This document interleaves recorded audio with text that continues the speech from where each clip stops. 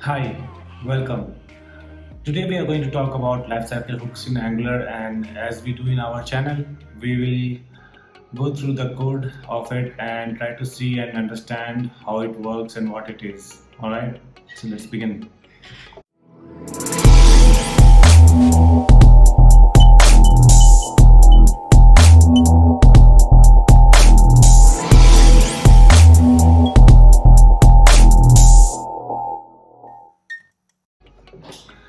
Uh, as you can see in our screen, we have just a normal application. I've just created a normal application, and there is nothing as such. We will use ng command to first generate component, right? So let's create two things. One is child, right? And we will create something more in that one, that is grandchild. Let's first start with basics, right? Let's only create child and work with it. All right. So as we know, this Angular when it creates, it generates all the components. So we'll load app child. How do we know app child? Just to repeat again, app child is the selector of our component. So if we want to use our component in our application, we would like to we have to basically write its selector name in HTML part of it of parent component. I think we have discussed that in some video also. Alright, let's continue. So in child, before we show child, we want to control complete thing, right? When child can be shown or not shown. So let's write a button here, which will simply toggle child, right?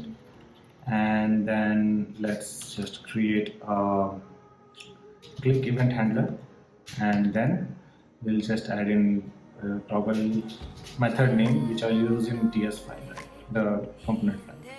So toggle child, and then let's just copy this. And before we continue, we also want this child to be shown or hidden based on this button click.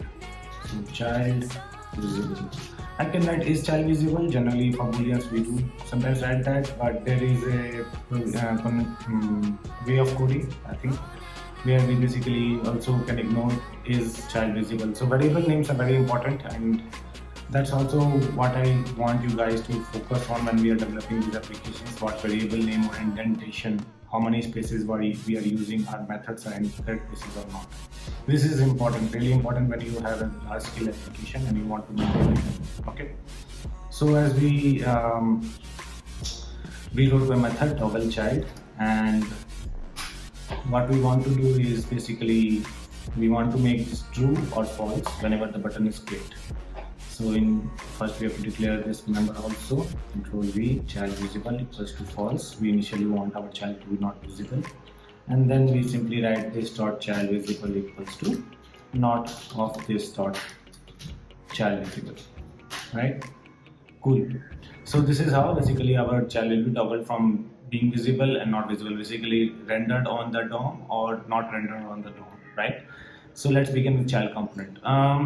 Inside child, we don't want to do many things. Maybe let's forget about, or just for a moment we'll say this h1 as child component, so that we can see something on the screen when we run it. That's it. And what we want to do is, so we, to understand lifecycle hooks, right, it all begins with why not let's do an experiment. We'll write all the lifecycle hooks and see in which sequence those are called. So there is NgOn in it, then there is the basic ones, NgOn destroy, then there is something called as after content checked, then again we'll write after, then you can see there is content in it, and after again we'll write after content checked, after content in it is done, after view checked is there, and then there is after view in it. So Visual Studio Code does provide a lot of help in this case. So I think we have on one more, NgOnChanges. So I think we have captured all of the lifecycle hooks. NgOn and destroy, do check. There is one more. Sorry. Yeah. So we do have also do check. So we'll just write implement all of these, we can implement one by one. Clicking on this blue button, generally in Visual Studio Code opens up helper where you can simply click and implement all the things. So as I clicked it, all of these are kind of written on the screen here. Now what we want to do is we want to track all of the events when they are called, right? So we can go ahead and write console.log and then say this method name, and then we can say that is called, right?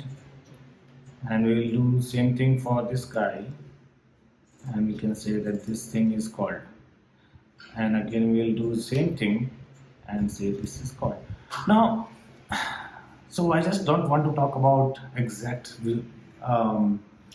topics, this one which we are talking about, like lifecycle hooks. During my views or like my showcases, what I am doing, I will try to explain to you also that how you can improve your code, or what do I think generally when I'm coding, when basically a good coder should do. I don't consider myself best maybe, but I've learned few things over the decade in coding. Alright, so one thing when I see there is repetitions of things. So is called is always written in all of these methods, right? So what I would like to do is I generally would like do in these cases is write a common method which can be called and that does the common function. So if you say this log NgOnDestroy, so we want this part to be sent from to change every time. So we will say type of method, just a variable name. Obviously remember that variable name should at least mean something. Don't keep on writing x and y in these things, right? So we can say type of method, and then we can write type of method plus is called. That's it. And then in this one we can simply call as this.log, and then we can say NgOnDestroy, right? So this makes it very easy to work. Then just some comments. So let me do this again. There is also fast way to do things in Visual Studio Code. If you press Command or Control plus D, it will select all similar instances below. And if you now do any change, all of them will change together, right? And then you click outside to stop that continuous selection. Now let's say we want to do this, we want to copy here, and then we want to copy here, and then we want to copy here, and then we want to copy here, and then we want to copy here, and also we want in NgOnInit. So just copying this and pasting it here. So let's start up the application, and meanwhile we'll save all the files. Alright, so about lifecycle hooks, why they were created in Angular code. We'll go through that in those details about that soon enough. Why these are created, I think we have discussed in one of my videos. You can see in the card that the NgDestroy is one of the important piece of code, and NgOnInit. In NgDestroy, generally we want to clear off any subscriptions which we have done through observables. I think you can see that in video. And then in NgOnInit, generally what you do is you write some piece of code which you want to run when component initializes. Now you can say, why not write in constructor and write in NgOnInit? Well, NgOnInit is a way Angular provides us to write something when a component has initialized it. But if you write something in constructor, when you're writing some test cases, it will be very difficult, because while first in generally test cases you would want to test only a class, right? If you have written something in constructor, things are already initialized, maybe some services are already injected and some other things are already done. So generally it is preferred to write in NgOnInit so that constructor can be called as it is, and then you can mock all the things which you want to do and then call NgOnInit. We'll go into details about testing in some other video, and then I'll showcase why NgOnInit was very important. Right, our application is running now. So let's just start a Chrome browser, and open localhost, open its command, this thing, developer tools, console logs, and as you can see, we have toggle child, and then we have nothing written here. So as we clicked on toggle child, right, the child component is now rendered, and you can see first of all NgOnInit was called, then doCheck was called, then NgOnChanges I think we have missed. One second, just let me see. I don't think so. We have NgOnChanges. That's weird. So we don't have any input output in this. I think that's why this guy is not getting called NgOnChanges. Let's try to implement that too. Let's try to call NgOnChanges. For that, let me do one thing first of all to test it what happened wrong. So if we write input, right, and then we just write a message which will be sent from top, and then we want to set a default value to it which is blank, and in this HTML we'll pass some message into child. Okay, so message, if we write in square brackets whatever we are passing inputs, whatever you write in these inverted commas should be a variable declared in PS file. If you want to just pass a simple string, you don't want some variable to pass, don't write brackets, and Angular will send whatever text you have written here. So this is text, right? And let's simply save all files and let's see. So if you say toggle child, so you can see NgOnChanges is called, then init is called, doCheck is called, and everything else. And to confirm that our message was received successfully, let's do one more thing. We will print the message in our paragraph. Let's simply say message. It's a good convention to just put a space and after space when you are writing this string interpolation in Angular. So just try to follow all of these suggestions. Right? Now let's see NgOn, and you can see we have that string which we passed is printed here. I know this is not part of this this video, but let me try to show you what I was saying there. So if you write square bracket here and try to save it, it will throw an error saying that this is not this text, right? This is not somewhere found in app-component.ts file. In that case, you have to put a variable name, custom message, right? And then let's say in this one we'll just write a custom message, custom message, that is a blank string. And obviously we can go ahead and include our let's do one more thing. Let's create one more button which will send a different message every time. So let's say let's send message to child, and then we can write here send message, and then let's copy this, paste it here, create the method, and then we can say that this dot custom message, we will change this text, new message is, and then let's write basically a small function which generates random number. So to do that, I'll do math.load, inside that we'll do math.random. This is a method call, we'll multiply by 10,000 and we'll generate a random number. I will give details about this later in some other video, just for time's sake, this is out of scope for this call. Now let's say toggle child component, and no message is sent. As soon as you click here, message is sent every time. So let's see what is happening here. When you show a child, first of all NgOnChanges is called, then NgOnInit is called, the thing which we wanted to run when we are running in our, when we thought of initializing things in our component, variables, making some server calls, or getting some kind of registering to some kind of observables, subscribing to them. You can do that in NgOnInit. Then there is a doCheck called, where Angular actually does check whatever you have done, is it like okay, and then you have after content in it, we'll go into details about that. Then we have content checked, after view in it, and after view checked. There are a lot of things in this, and we'll go through these in some detail today. Let's go back to our code. All right, so one more thing. So when you click on send message to child, just let's clear these messages, and when you click on send message to child, here as you can see 4 things are called here. After content checked, view checked, do check, and changes. First of all, NgOnChanges will be called. There you can, maybe if you are receiving an object, you can transform it into some kind of thing which you have mapped into your HTML page.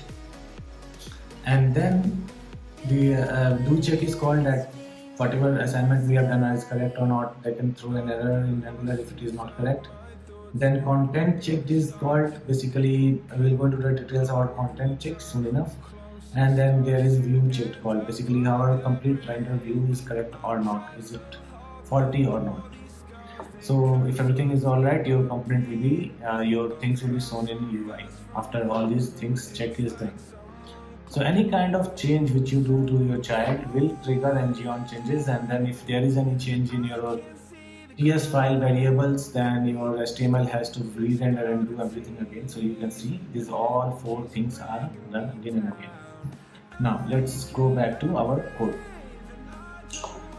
Alright, so we want to see what happens to variables or things which we are using in our project when Angular is basically calling these lifecycle hooks.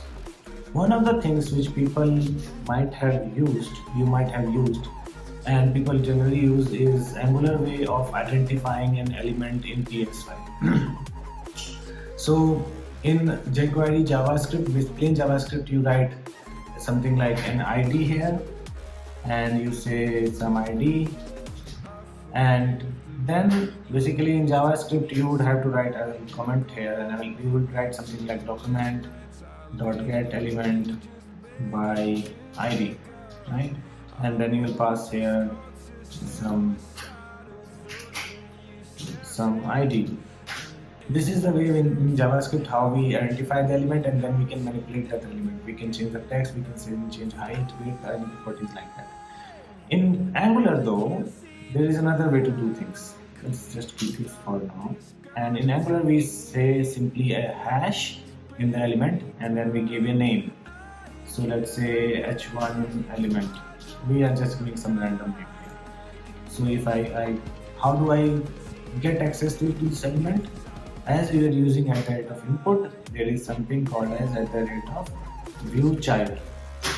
So if it is a single element which you have done hash on, then this will come as a ViewChild. If you have done something like an for loop, and inside that you have some element and you have put hash inside that, then there is something called as ViewChildren. So it will give you an array of element refs. If you have a single element access with this hash thing, then you can use ViewChild, and inside bracket you have to give the name you have used there out in the HTML file, and then you can use any variable. So let's say my element, right? And this is generally of type element reference (ref). And since it is in Angular 12, we have a strict checking, so you have to say that it can be element ref or it can be undefined. So let's now try to, and you will see the benefit of using console log now. So we can say console.log, some method is called, and let's try to improve this, shall we?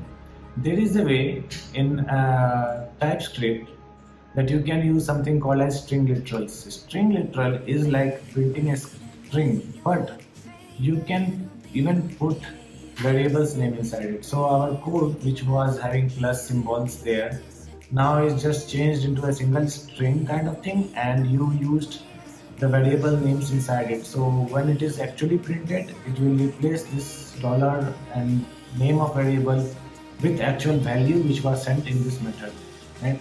So is called, and then we want to see state of component, let's say that, right? And then let's say /n. We want to print something in next line. So let's say what we want to print more. Now we want to print the message. What is the value of message here? So we'll say message equals to, and then as we were using directly, we can use like this dot message, again plus, we can use /n here, and then we can use my element and equals to, and then we can use dollar and this dot my element. Right? Simple enough. If we would have done in all of these if we would have written console.log in all of these methods, you can think, right, how much work it will be. Now we have just reduced, we just changed one place, and all of these now will work as similar as we want. So we have compiled it. Let's see. As you can see, when we click on toggle child, you can see all of these are printed. Our ng of things and state of component is message is blank, my element is undefined, message is blank, my element is undefined. Do check after content in it, after content checked, and then you can see after view has initialized. That means why would you want to use after view in it? Now here's the thing you would like to do. But as I was saying, first of all, why we do use element get by id in JavaScript? Because we want to manipulate the element, right? Maybe we want to increase the height, width, or maybe we just want to get the height and width of element. In those cases, in Angular way, right, the HTML is not rendered instantly. As you can see, all of these steps are done. Then only your view has been initialized. Your HTML page is ready now, which will be rendered in the screen. At that point of time, you are seeing object here. We can see details if we just change one piece of code. Let me show that. So if you write something like this equals to and element here, console will not be able to print what was the value inside it. If you just put comma and put this dot my element, you can see now that you can see that you have now native element, and inside native element you have access to complete HTML part of it. You can change its text, you can get its height. We will not go into detail, that is out of scope for this video. But if you want to manipulate HTML elements using the JavaScript way, you have to write code in ngView in it. Alright, now one crazy thing I'll show you. Okay, so let's say we have a variable here, we wrote message. Let's now let loading, not loading, let's say loading, right? Loading equals to false. So loading equals to true. So we say our component is loading and we want to show its value in HTML. So we'll just write in here new paragraph, and then we'll write here is loading question mark, and then we'll just write, this is just a text, is loading, and then we can write loading here, right? And in our child component ts file, we want to change its value on init. Basically we can say this is true. Now our application is loading, it becomes false. Now application has loaded and it is no more loading. So if you see, we want to also print this loading thing here. So let's just copy this, put it here, loading, and this dot loading, and we just saved it. Now when we toggle child, you can see is loading question mark equals to false here, because in NgOnChanges we return true. So NgOnChanges loading was true. NgOnChanges we called that time loading, we have written loading as false after we have logged it. Just let's confirm that. Yeah, so we have logged it and then wrote NgOnChanges. So if we save this, now we'll see that after NgOnChanges loading became false, and then everything ran as we discussed before. Crazy thing is coming now. So if you do loading equals to false in after view has initialized, means generally let me write some comment here. This is star. So this is used multiple times in multiple projects. You will be asked questions in interview for this. This is asked, generally people should know about this. This is asked. I'm just marking the important ones, very important ones. Do check is very important, but it runs too many times, so no one generally uses it. Uses it, and generally people will use NgOnInit, NgOnChanges, ViewInit, and NgOnDestroy most of the time, right? Content checked. The content in it also we'll see. It is also important, but we'll see details later. It is less used, but we'll see about it in detail. We'll not go into much detail about checked things, all the things which we were at where we wrote checked, and these things, because it runs every time when any type of change is there. So, anyways, so let's save it now, this file, and go back to our toggle thing. So now, crazy, right? We got an error, NG000 error. This is one of the errors which will drive you crazy in many of the cases, right? Many times people have explicitly called this error where it is saying expression changed after it has been checked. What does it mean? It means that the do check has applied. The Angular has a cycle, as we see here. First of all, NgOnChanges is called, and NgOnInit is called, and ng after do check is called, content init was called, content check was called, ViewInit was called, and then view check was called. So let's talk about these two for a while: content, ViewInit, and view check. But Angular has done already all the steps in these.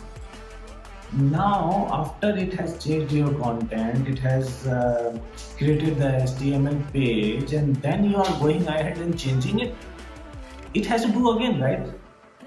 It is showing and equals to true. It didn't even set to false. What you wanted to do is in ng on after ViewInit, you changed it to false, but in screen it is still saying true, because Angular had done all the computations required to create HTML page which you are seeing here, and then you went ahead and changed it. Just remember, this is like wrong. This is you are basically breaking the Angular structure, like how Angular works. It works in a certain process, and you kind of made a change after it had detected and it had created an HTML page. Then you made change. So that's why change was not reflected. Also, your console also throws an error. Angular basically throws an error here, so that you know that you did something here. And even you can see expression change it for previous value was true, now current value was false. I know this is a little bit abstract. Angular does not know the variable name, it will just say the value and you have to guess from there what happened. Now, I did this deliberately, right? I did this deliberately, that I set loading equals to true. In some cases, this error might pop up because of some server call came too quickly while Angular was just initializing your components. Maybe HTML was rendered and some piece of your code changes the value after, and Angular has created the HTML, rendered the HTML, and then some piece of code recreates it. What to do then? Rechanges it. So what to do then? How to fix this kind of error? There is a simple way. In JavaScript, we have a single thread, everything executes one after another. But there is a way in JavaScript to move some piece of code, make Angular or JavaScript run that some piece of code at the end. I mean, there is a sequence of code running, okay, and you want to run something what was in middle at the end. After everything has executed, you want to run then. In that case, you can simply write set timeout. This is the way basically, and then use an arrow function inside this, and simply put this inside. What this will do is, and it will let Angular to run everything, and then it will set loading equals to false, and then we will see that Angular will run everything again because it will know there is a change. Let's see. So let's say toggle child, and as we were expecting, so we only saw logs till here generally in last cases, and now we can see that after view was checked, again do check called, content check called, and things were called, and loading is set to false. That is our correct value. I know it makes Angular run things again, but many times it's not possible to do every change in NgOnChanges. In Angular, we'll recalculate, it's not that expensive, but if you are getting that kind of error and element has changed after expression changed after element has been changed, some error, then you can write set timeout to move that kind of check into basically next cycle.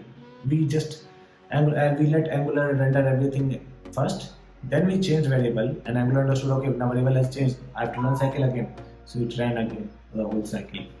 So this is one thing. That error is one of the most common error and many times asked in many of the interviews. So you have to be a little bit careful about that. Now we are done with NgOnChanges. We will go into let's move all the unnecessary or less required ones below to check, which will not cover in this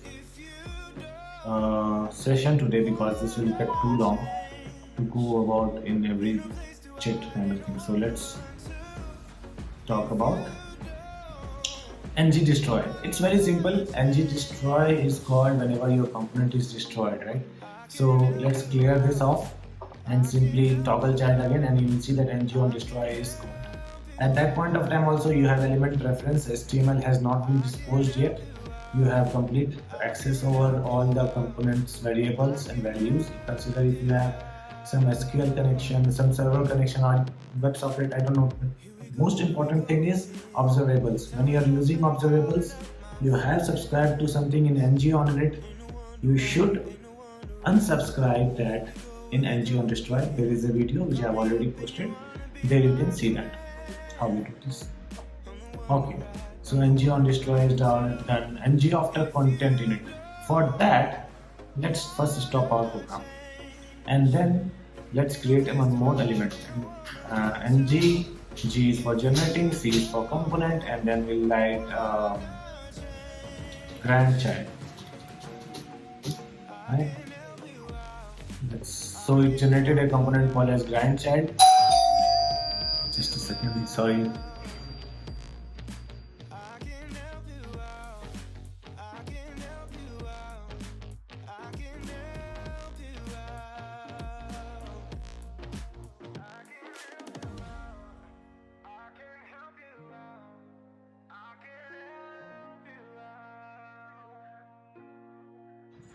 Say here h2 as grandchild, and just write NgContent in that.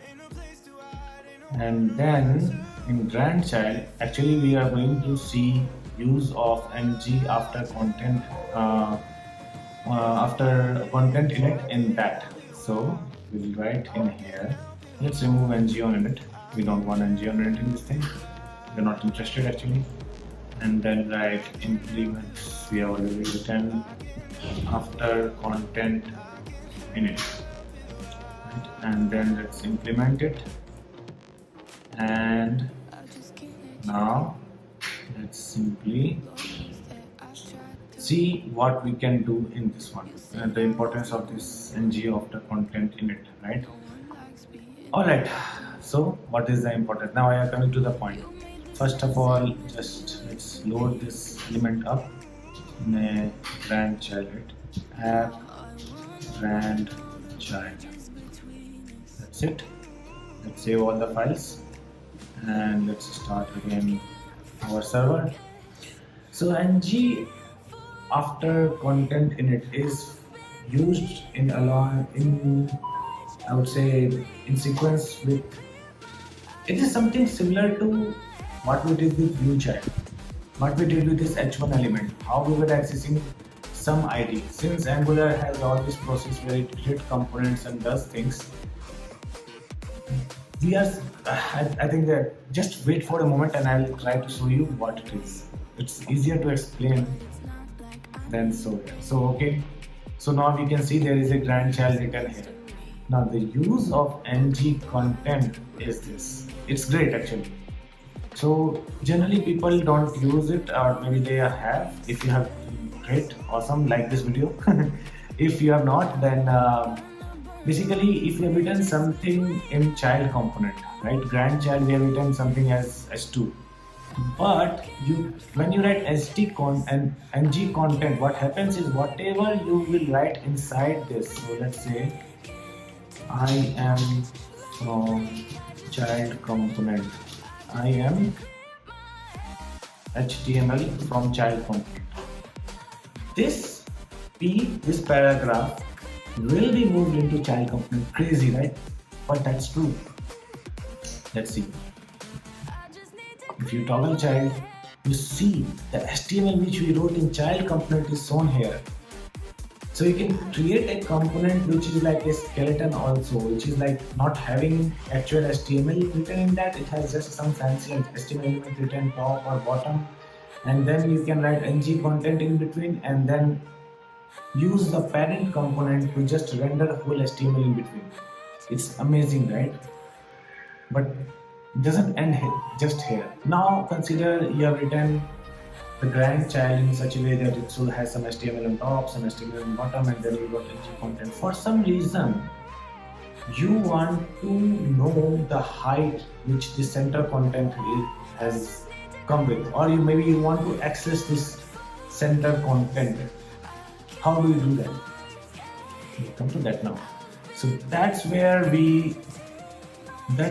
our idea of ng after view ng after content init is called. So you can remember in this way: we write content, ng content, and the use of this Lifecycle hook has content in text in it. It is related to ng content. So if you want to remember, if you are writing a Lifecycle hook with content term in it, it is related to the actual ng content thing which you are using in your HTML, in your Angular code. So in child component, as I was accessing this h1 element, you can access this saying that I am for grandchild. We will see crazy things now. In grandchild HTML and grandchild code, you have to use view. So we wrote ViewChild, right? And then you can write content. Just a second. Right. So you can simply write ViewChild was the HTML which was rendered in your own HTML thing, in your own template file. But when you are trying to access content which was sent from parent thing, you have to use again same term here, content child. That's it. All three things are linked. ng content is for HTML.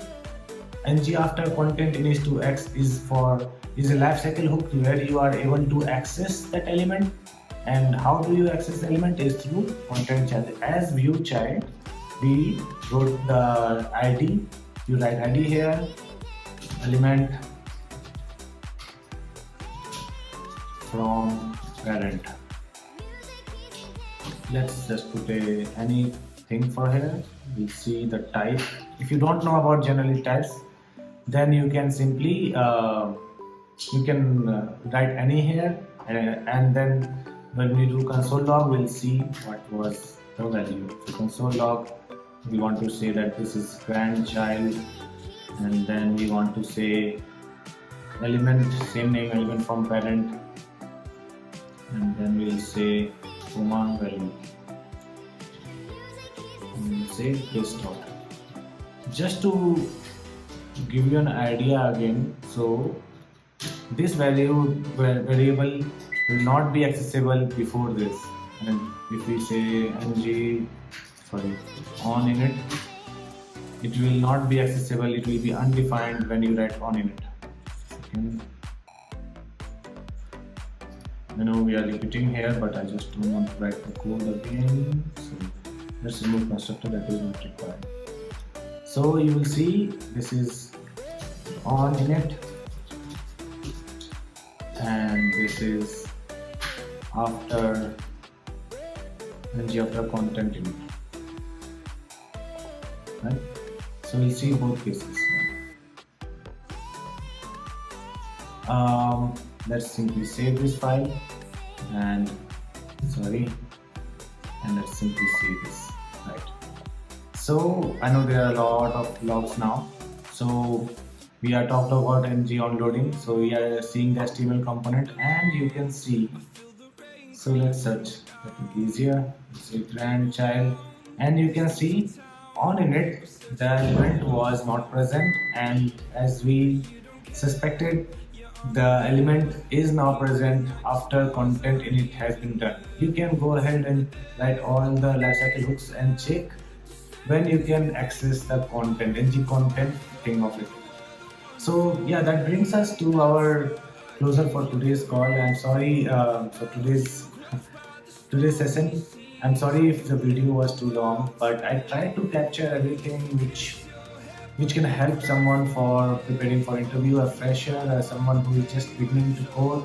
I make mistakes and I try to debug them on the screen so that one day it can help you to debug your code. We will make mistakes. We all are human. We make mistakes. I'm not someone um, who likes to edit throughout his video to just showcase the best part of it. I want to see I am completely vulnerable here. There are errors here. There will be issues. We will debug things and we'll try to fix them. I hope you liked the video and give a thumbs up and try to share and add your friends in this channel. I'll continue posting with one video per day for at least for your future related to a beginner who is going in Angular and for freshers also. Thank you.